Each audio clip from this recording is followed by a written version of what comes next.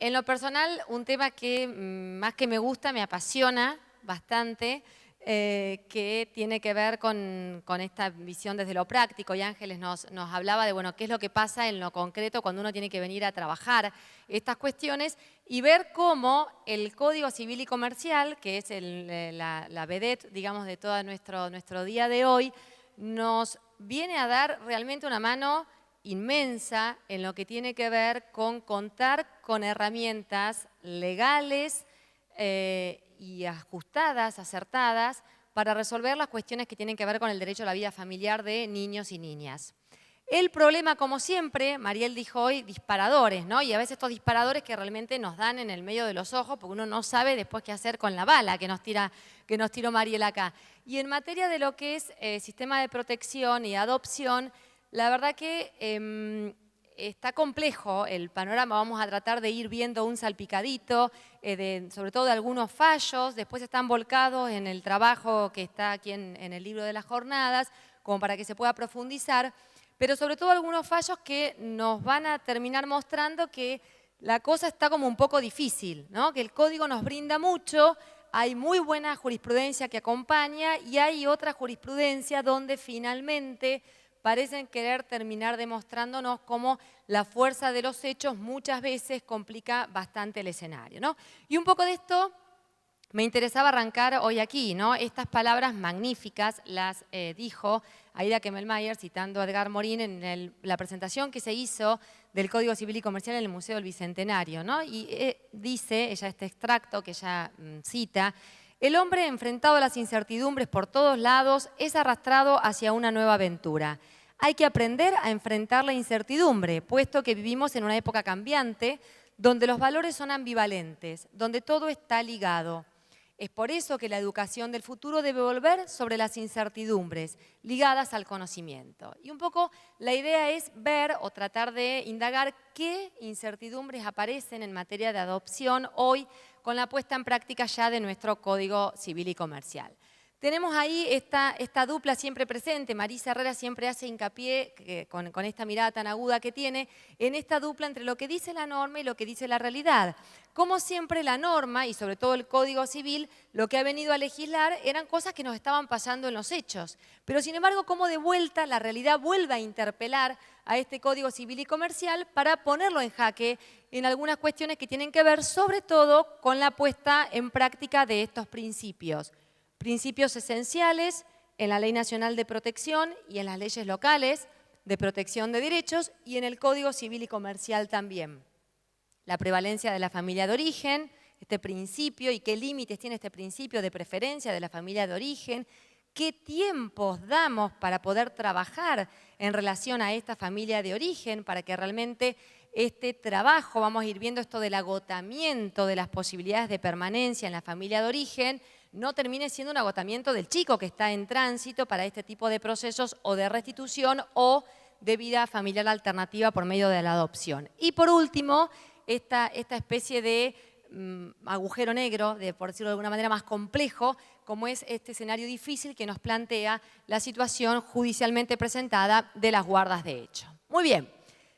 Vamos a tratar de arrancar por el comienzo, ¿no? Como se supone que corresponde, con estos principios en el Código Civil y Comercial. La permanencia en la familia de origen. Bueno, sí, muy bien, es un principio lindo, para decirlo, digo, pero después lo difícil es cuando este estándar, este principio de permanencia en la familia de origen, tiene que llegar a los hechos. Porque, por supuesto, la Corte Interamericana tenemos a Tala Rifo, Hellman, Fornerón, por supuesto para nosotros, esta insistencia respecto de este carácter fundamental, este derecho sustancial que es el derecho a permanecer en la familia de origen. La Corte nos habla de razones determinantes para decidir la separación definitiva de un niño del ámbito de su familia de origen. Claro, pero qué difícil decir esto cuando lo que estoy juzgando en realidad es la responsabilidad internacional del Estado y de todos modos sobre la situación del niño en cuanto a su vida familiar no puedo mucho más que cambiar, ¿no? Digamos, el estándar que baja Fornerón después de 11 años es maravilloso en términos de reparación. Pero el nuevo código nos estaba exigiendo algo más, porque justamente, por ejemplo, en materia de responsabilidad civil, Una de las funciones esenciales de la responsabilidad civil en el nuevo código es la función preventiva. Entonces también, ¿qué pensar de la actividad que tenemos todos los operadores judiciales o administrativos en esta función preventiva, para evitar justamente esto? Porque 12 años después a Milagro Fornerón o a Fornerón no le sirve, a ninguno de los dos, incluso desde sus distintas perspectivas. Esto no fue un fallo reparador en algún punto integral, más allá de reparaciones parciales, para ninguno de ellos. Al menos, humildemente, yo lo veo desde este lugar. Y esto es lo que toma el Código Civil y Comercial, ¿no? Fíjense cómo trae este estándar, este principio, y ya dice, bueno, mira, ya cuando empieces a hablar de adopción, vas a trabajar desde estos estándares. Desde pensar la adopción como una institución de carácter subsidiario, voy a la adopción cuando los cuidados para este niño no pueden estar satisfechos por su familia de origen. Agoto las posibilidades de permanencia en la familia de origen. Vamos a tratar de indagar qué quiere decir esto del agotamiento, digamos, hasta dónde agoto y a quién agoto, en realidad. ¿Qué quiere decir el término agotar las posibilidades de permanencia? Porque si no, esto no tendría una razón de ser. Vamos a ver la interpretación sistémica del código a dónde nos lleva en la extensión de esta palabra. Y el impedimento, digamos, o el límite a declarar la adoptabilidad en el caso en que exista familiares o referentes afectivos, también vamos a ver esto cómo lo tenemos que leer o cómo lo vamos a poder interpretar, y mientras que esta alternativa se considere saludable o que atiende al interés del niño, que por supuesto este es el límite. ¿Y cuál es el contenido que le vamos a dar a ese interés, ¿no? Porque si el interés del niño sigue siendo un estándar indeterminado, que yo lo lleno en cada caso con la solución que me parece la mejor, pero no desde una lectura de derechos humanos, pues entonces ahí también vamos un poco complicados. En esta prevalencia de la familia de origen, un núcleo duro y bastante complejo es justamente el de la exigencia de las políticas públicas, ¿no? Porque tenemos leyes de protección integral, como buena ley de protección integral y de permanencia o de defensa del derecho de la familia de origen, con toda un amplio contenido respecto de lo que es el reconocimiento de las políticas públicas y que después, hay que decirlo haciéndonos cargo de lo que decimos, porque por lo menos lo que podemos ver en la diaria, cuando uno va a buscar esas políticas públicas está más difícil de encontrarlas que lo que ni siquiera uno imaginó, ¿no? Entonces, volvemos otra vez a los estándares. Estándares tenemos, pero en cantidad, y podemos insistir sobre estos estándares en cantidad. Tenemos ahora también un código que nos dice esto, un código que lee el derecho a la vida familiar en la misma sintonía en que lo leía ahí Fornerón, ¿no? Fornerón y fallos anteriores a Fornerón. La propia opinión consultiva 17 de la Corte Interamericana, año 2002, ya nos decía esto también, ¿no? La falta de recursos materiales no puede ser nunca el único fundamento para decidir una separación. Ahora, ¿qué pasa? Cuando uno va a buscar estas políticas públicas y estas políticas públicas no están y aparecen estas historias que encontramos detrás de las adopciones tantas veces. Y acá es donde se empiezan a ensamblar o empiezan a cruzarse el sistema de protección y la adopción. ¿Por qué? Porque donde el sistema de protección fracasó, y hay que restituir el derecho a la vida familiar de estos niños, vamos sin duda a un camino con muy buena perspectiva, a un camino como es el camino de la adopción. Ahora, todos los casos que terminan en vida familiar adoptiva son situaciones de vulneración de derechos o hay muchos de estos casos donde lo que ha fracasado es este sistema de políticas públicas y finalmente eso también es una situación de vulneración de derechos. ¿Se sigue lo que estoy queriendo decir? Entonces, ¿cómo leemos también esta definición de la situación de vulneración de derechos cuando muchas veces es también el Estado el que por acción o por omisión puede estar vulnerando estos derechos, ¿no? A veces, ¿cuántas veces nos pasa, me parece a todos, yo porque veo aquí están las asesoras y defensoras de aquí de Chaco que tan afectuosas y amorosas que son, y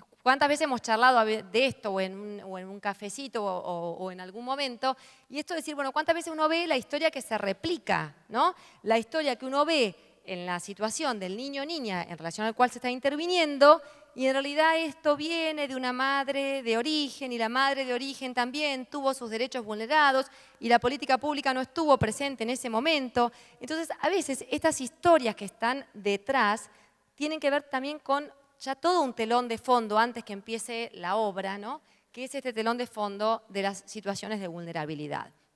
Hace poquito salió un fallo interesante de la Suprema Corte de Tucumán, que un poco desde la mayoría y la minoría de este fallo nos marcan estas dos visiones, pero también esta pregunta respecto de, bueno, qué pena que esto lo estamos marcando ahora en la instancia extraordinaria, ¿no? Porque sabemos el tiempo que tiene que estar detrás de llegar una situación a la resolución de un máximo tribunal, ¿no?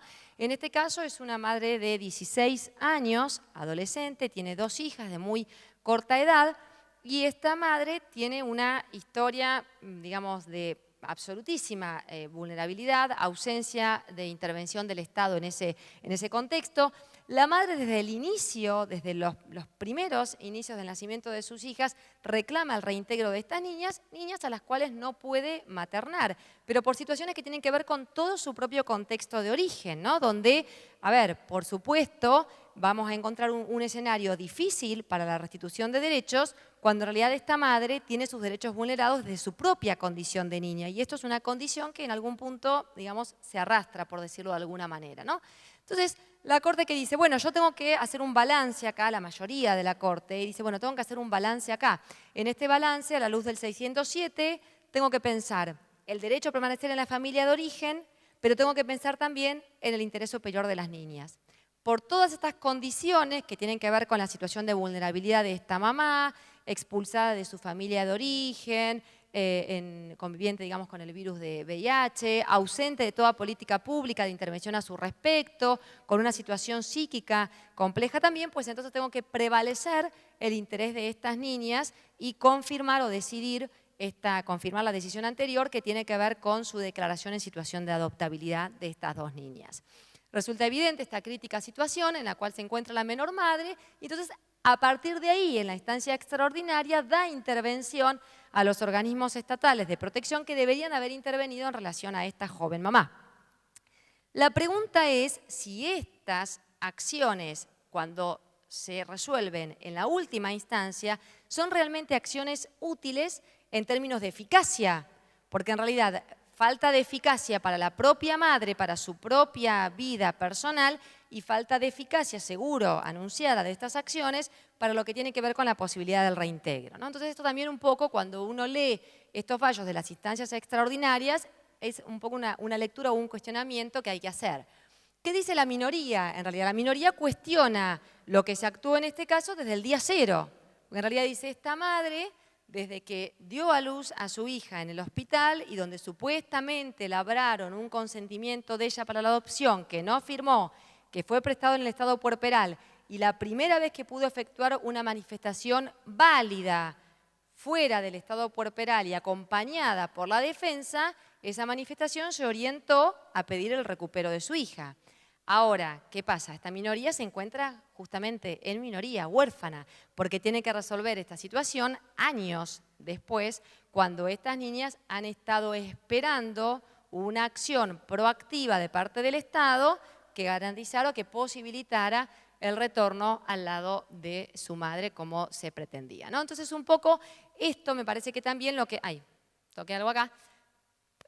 Lo que pone en evidencia, lo que estos fallos también ponen en evidencia, es esta crisis que presenta el sistema en este ensamble. El sistema de protección integral, las primeras intervenciones en el marco del sistema de protección integral, la adopción y este cruce que se hace entre estos 2 sistemas, sobre todo a la luz de este factor tiempo, ¿no? Que vamos a ir viendo, es uno de los factores donde se sigue tomando o se sigue agarrando, por decirlo de alguna manera, los fallos jurisprudenciales en el último tiempo, aún con una solución como el artículo 611 que trae el Código Civil y Comercial.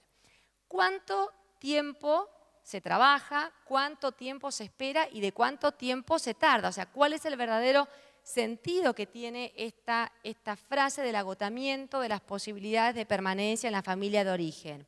Aquí un fallo de mi ciudad, tengo que traer una publicidad de mi ciudad también, pero más que nada por la lectura de este fallo, dice, bueno, en realidad, si se perpetúan in eternum las estrategias por buscar el reintegro al ámbito de la familia de origen, cuando ya está acreditado que este no es el ámbito adecuado o el ámbito saludable para este niño, entonces primero evalúa la madre Después, ¿qué pasaba? Esta madre, en un contexto de vulnerabilidad psíquica, psiquiátrica, incluso causada por sus propios padres. Entonces descarto a estos dos padres. Pero entonces después aparece una pareja conviviente, que resulta que no sabemos si es o no el padre. Y después aparecen un hermano y un abuelo de ese padre. Y si cada vez voy ampliando más la brecha por esta preferencia de la familia de origen, ¿cuánto tiempo trabajo?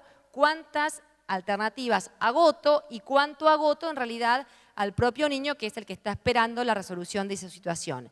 Donde se continúa intentando sin límite temporal, dice el fallo, esto implica en realidad no haber comprendido adecuadamente qué es lo que el legislador quiso establecer con la reforma.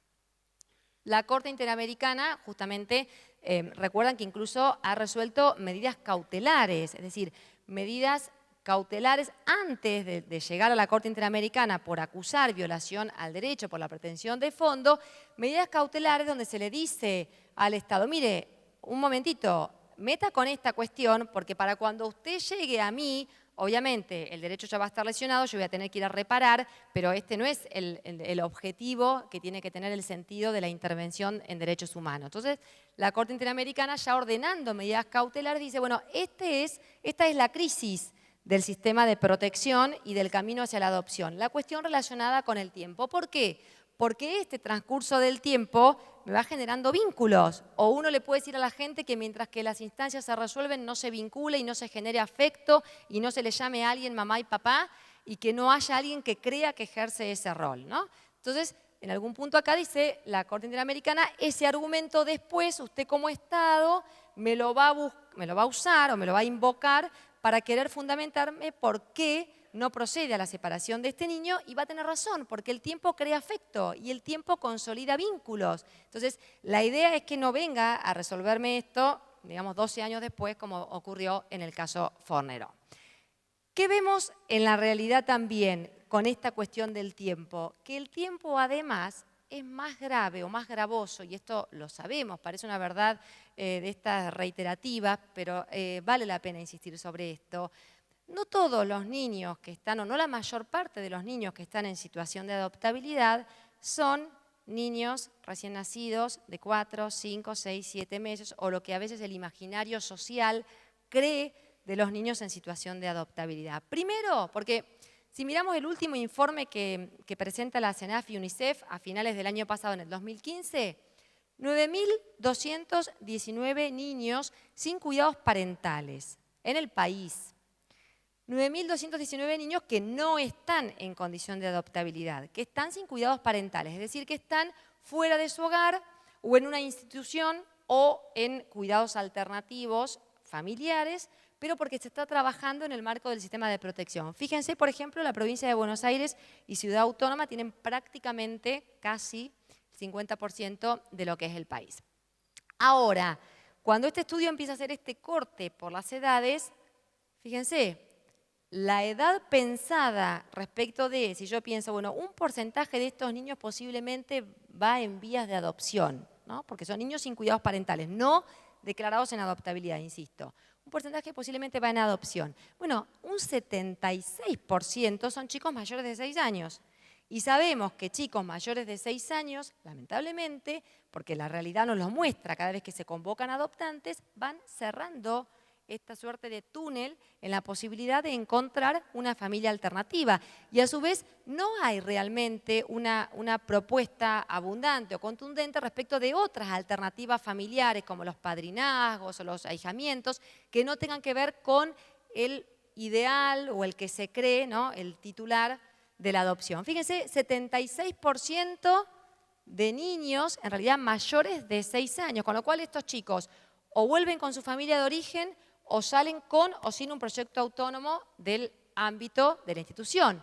¿Por qué? Porque cuando nosotros vamos a mirar el egreso, fíjense, la adopción ocupa un 8% en realidad. Cuando hace este estudio, SENASS dice, por adopción de estos niños sin cuidados parentales egresó el 8%.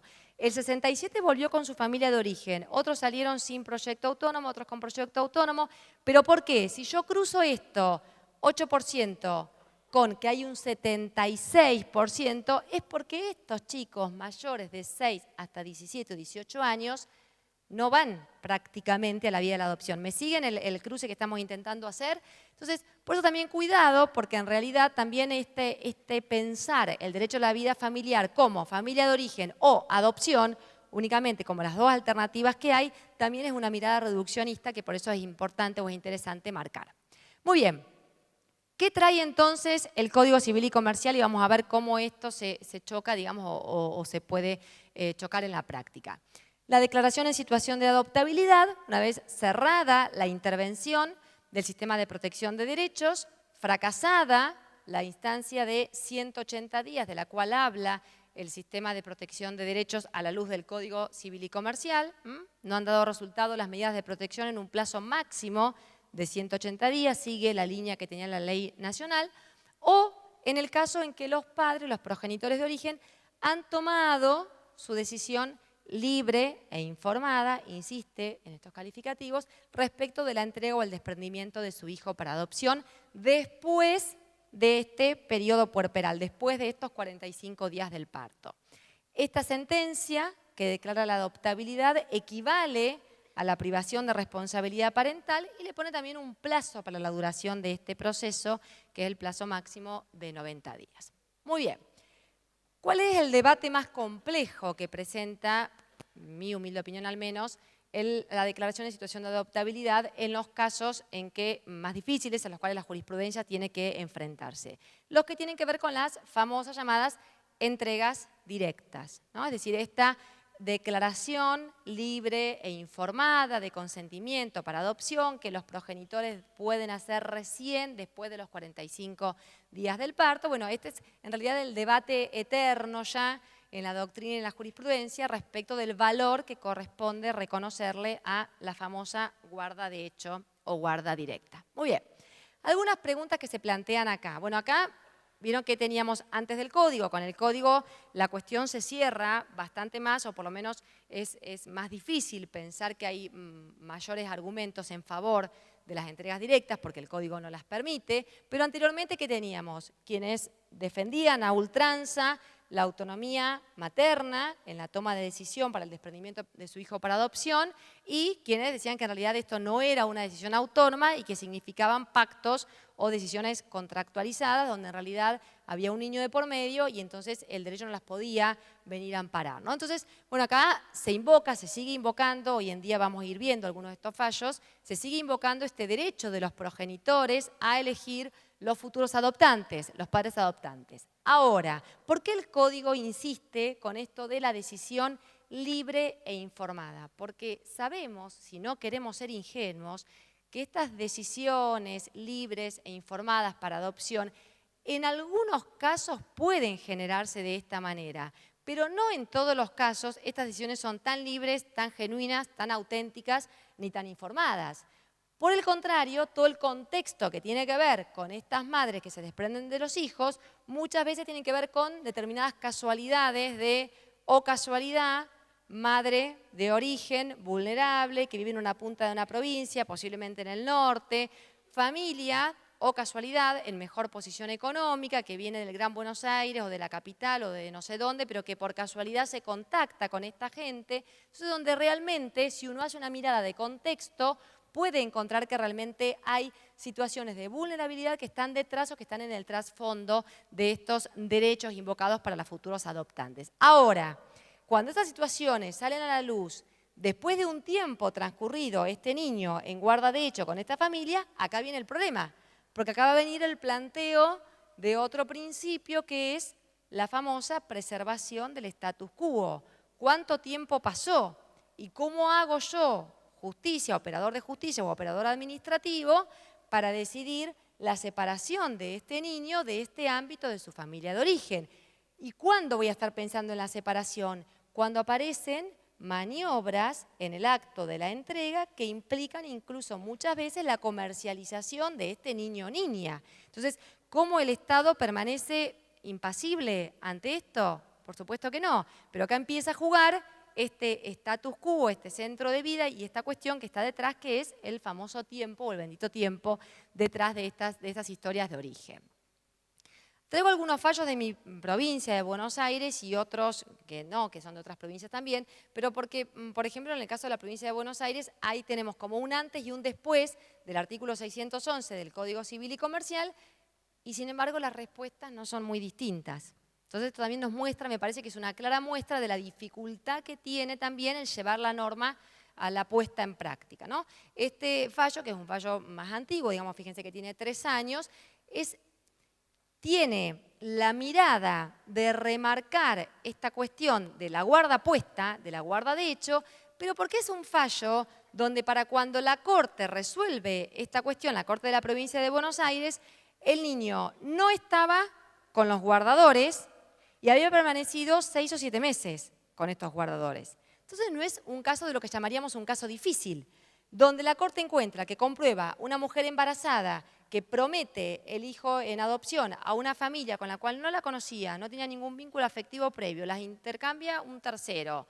Y entonces promete, le entrega al niño para adopción, se detecta la maniobra, la retira el sistema de protección, el órgano administrativo, y el niño es puesto al cuidado de otra familia. La gente va y recurre a la Corte. Cuando la Corte va a resolver esto, ve que la maniobra era realmente una chanchada, digamos, esto lo ve, y de paso no tiene al niño con la familia de guarda, ¿me siguen? Y en realidad estuvo 7 meses con esa familia de guarda. Entonces la Corte puede hacer una doctrina contundente acá. Digo, esto no quita mérito al fallo, pero también sepamos en qué contexto está resolviendo la Corte para entender un poco la doctrina que sienta después, ¿no?